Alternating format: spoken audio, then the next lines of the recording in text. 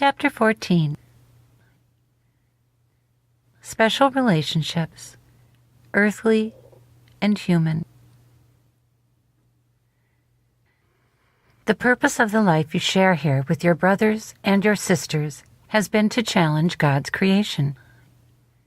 Now, your united purpose must change to that of remembering who you are within God's creation rather than in the world that you have made. Think but a minute of this, and you will begin to see the enormity of the difference in these two purposes. Is it not true that you have made an enemy of creation? Do you feel part of it and at one with all within it? If not, you have made yourself creation's enemy. You seek to be different from all the rest, and in this seeking, proclaim that one part of creation is better than another part. You thus seek to fragment creation as you have fragmented your own self, and from the vantage point you have established, in which you view yourself as the epitome of God's creation, you see the rest of creation as being meant to serve your ends. And since your end, or goal, is that of separation and being different from all the rest, this is the goal you ask creation to bow down to. A goal that never can be achieved, any more than can your separation from what you think is unlike you. You cannot have feelings of superiority and not an enemy make.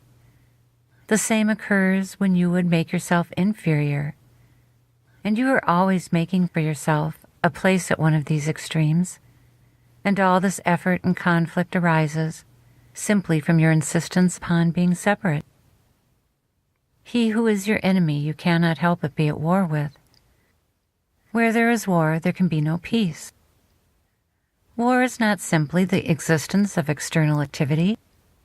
External activity is but the effect of a cause that remains internal, and all war is but war upon yourself. Do you not see how your notion of heaven, being an attainment you can reach only after death, fits your goal of separation? If your belief in heaven were true, your challenge to creation would be real, and only your death would prove the victor. For if after death your Creator God provided you with a paradise not of this world, a separate place to honor your specialness and separation from all else that He created, then would you be vindicated, and the purpose of your war made holy. You would be proven right, and creation wrong. Would this make sense? What creator would create a world in which the highest achievement of the life upon it would be to leave it in order to gain life? What creator would create a world not meant to exist in harmony? Harmony is life. What creator would create a temporary life and hold eternal life as a reward for death?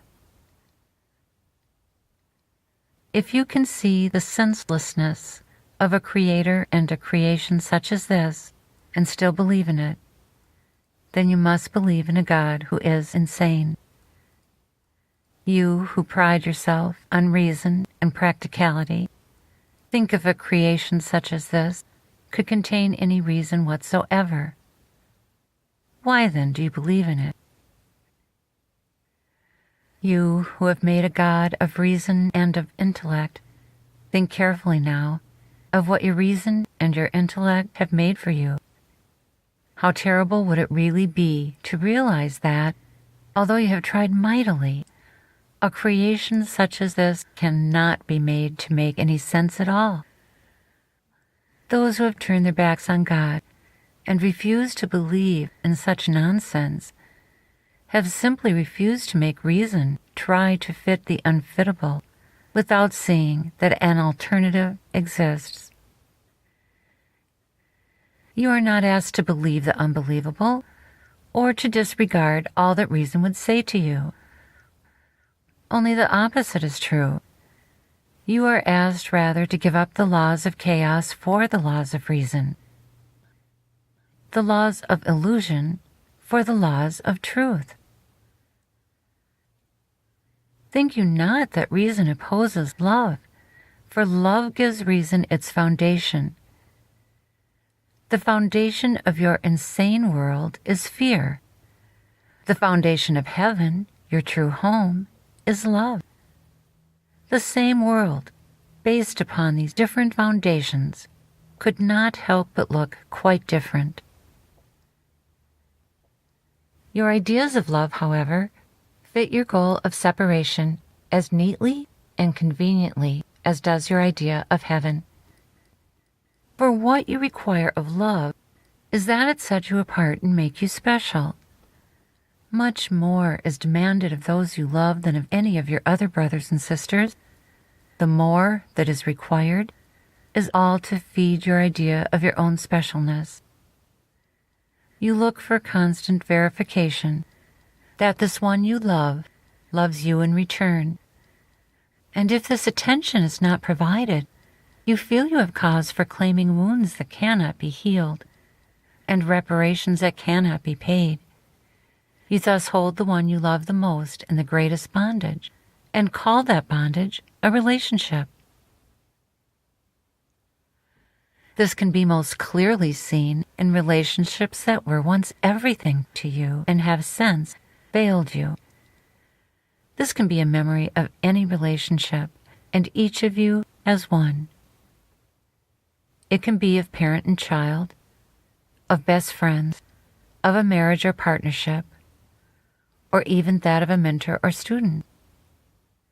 Whatever the relationship's configuration, it was one that truly brought you joy. Within it you were happy and felt as if you needed nothing more than this.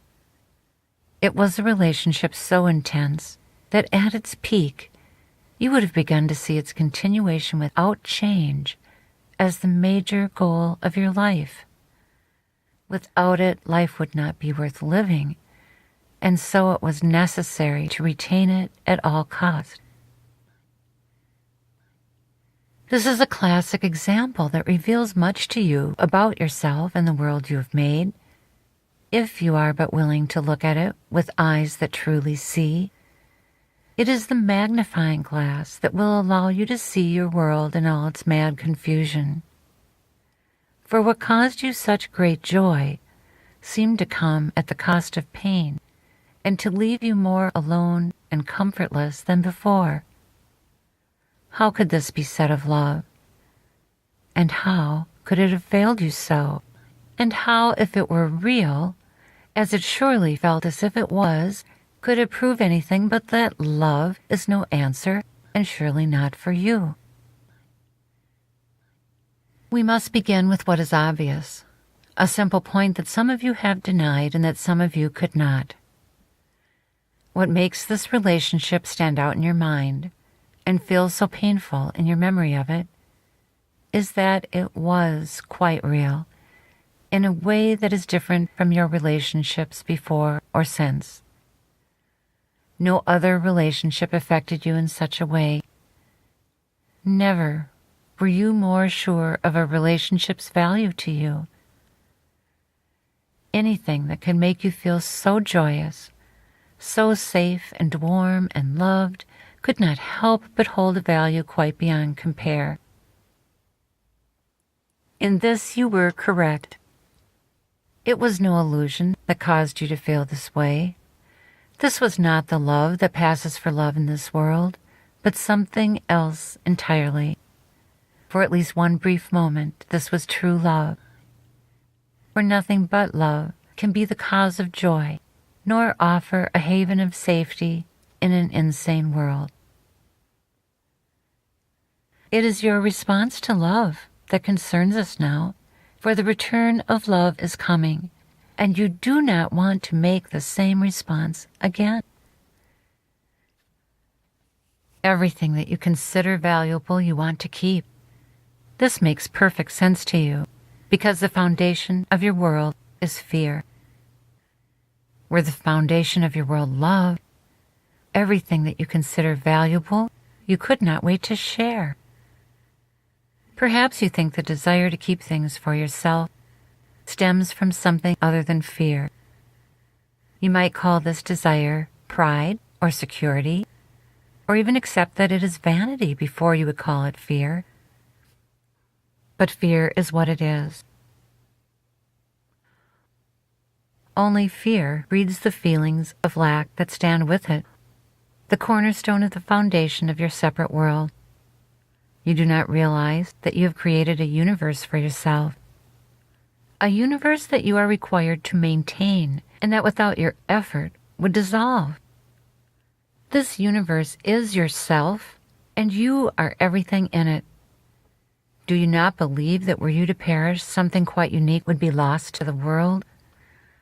You are alone and irreplaceable, one of a kind. Within you lie all that you would hope to contribute and create. Within the actions and interactions of your lifetime lie all the effects you would hope to have on what remains here. Without you, the people and the events that you would influence would behave quite differently and bring about different results than are somehow meant to occur. Although you know not your purpose, at least a part of you believes that this is true, for there must be some reason for your existence, although you cannot quite imagine what that reason might be. You must be meant to be because you are, and you cannot fathom that you would exist at all if there were not a reason for you to do so. Is this not a description of a universe? What is a universe but itself and everything in it? Nothing would seem to exist outside of it, and so it must be unique. Everything that would happen within the universe would depend upon it. You think that you are quite aware of your small space within the universe, and that it is foolishness to say that you think otherwise. Yet since only what you know is part of your universe, do you not see that it depends on you? And if it depends on you, that it is you? Only what you are aware of exists in the universe that is you. Only what happens to you affects your universe. Your universe is completely different than anyone else's and completely self-contained. The laws of your universe are for the maintenance of your body, because without it, you would not exist. And when you cease to exist, so does your universe. The lights will be turned out upon it, and it will be no more. What a big job you have assigned yourself. It is no small wonder that you live in fear when so much is dependent upon you, and no wonder that when you find a respite, a place of rest and beauty and of love, you want to claim it for your own lest it get away. It too must be maintained within your universe, or you will know it not, and its benefits will escape and be lost to you. You wish that you could join with it and make it one with you, but since you know not that this can be done or how to do it, you try to accomplish the next best thing and keep it close to you, a twin universe, still existing separately, but close enough that you can gaze upon it and feel the benefit of its warmth because of its proximity. More than this you cannot do, but still you try. With chains you would bind the separate universe to your own, for as long as it maintains its autonomy, which it must, even its nearness is not enough. And so what you attempt next is an exchange of sorts. Like two countries, one rich in oil, another in grain, you set up dependencies that will keep you linked. Some of you do this quite obviously, and over years and years create a web of intricate design, a snare or trap that seems impossible to dismantle because of its interconnections. Others experience this plan of entrapment solely in their mind as they plot and plan for what they never have the opportunity to put into place. Still others are more coy in their design and dress it up to look like sacrifice and gifts given, but all with the same purpose in mind. What none realize is that fear has replaced love. Some may realize that they are afraid of losing love and even speak of it and try to alleviate the fear with official commitments, pledges, and promises made. Others may deny their fear and say they trust in what they have and the faithfulness of the one they love. Fewer than these are those who do not need to voice their faith and trust, for their feelings remain strong despite their fear. For even those who fear no deception must remain afraid of the great deceiver. Whether they call it life or death, it is still the same. It is the chance that cannot be foreseen but is always there. Death may take our loved one prematurely, and if not prematurely, certainly eventually.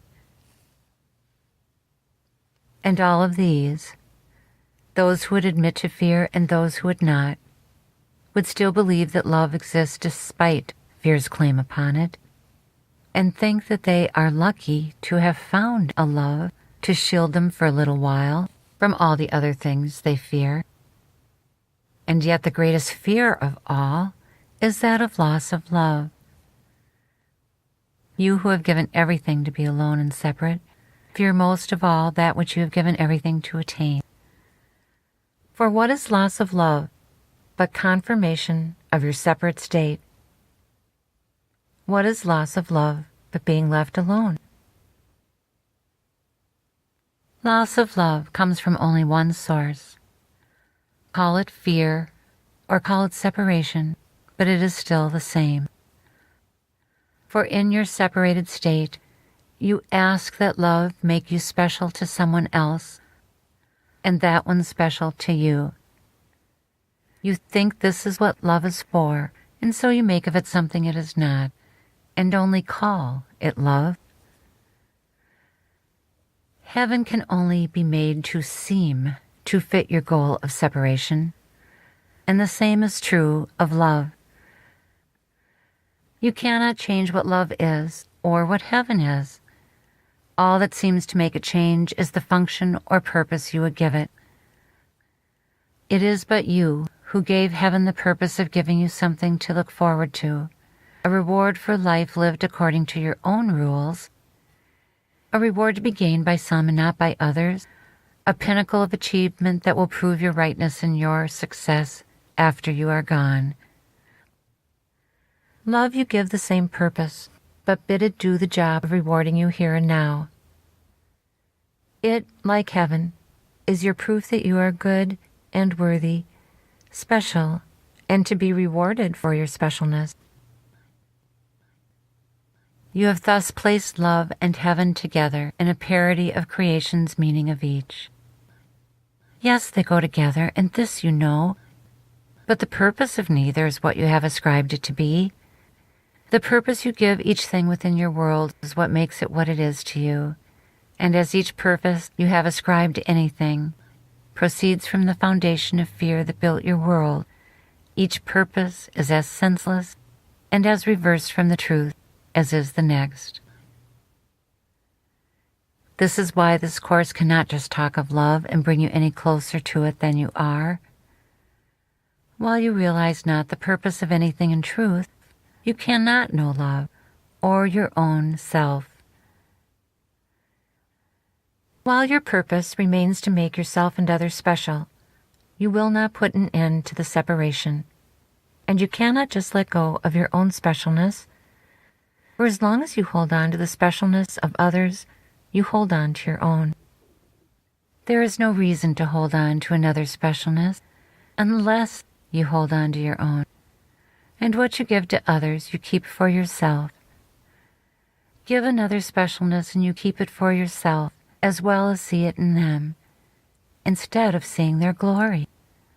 Specialness keeps them separate, and therefore susceptible to loss. How can you lose what is one with you? You cannot. You can only lose that which is separate, and specialness does make separate. This is the problem compounded in your special love relationships of having experienced real specialness, which is not specialness at all, but glory. Your joining caused this, for each joining brings you in touch with your brother. Each joining returns you to your holy relationship with your brother, which is the only one you have in truth. Only this relationship is real, and in it are included all others. One does not discard or replace the other. What is real is all-inclusive. What is unreal is nothing. You who do not know how to trade your separated state for that of union have still done so when you have loved freely and without fear. In this state, your memory returns to you of who you are, and you are innocent and joyous and one with love itself. That this memory does not last, and these feelings seem unsustainable, is the result only of that which does discard and replace. As we have said before, there are but two emotions. One is love, the other fear. Fear, through your own choice, replaces and discards love. Fear is always strongest when you value something that you feel may be threatened. Love threatens most your specialness. Before your conscious mind has any awareness of what is happening, your memory of love, of innocence, and of joy threatens your specialness, your ego, your separated self, who quickly rushes in with love's replacement. Nothing but fear could take the memory of love from you, or replace so quickly the glory that is your nature with the specialness that is not. You think love is what you value most, and so resist any notion that what you view as love is not what you think it is. But as long as you equate love with the special ones on whom you choose to bestow it, you will know love not. What you will know is specialness, raised to the level of the Almighty and set upon his throne in a crown of jewels. In your world, love has no meaning unless it is attached to a particular thing. And as soon as love is attached to a particular, love's opposite is brought into existence. While you refuse to look upon this simple fact, you have no hope of change, nor does your world. You who think, what harm can come of loving this one above all others? Think again. For you are choosing not to love, but to make special.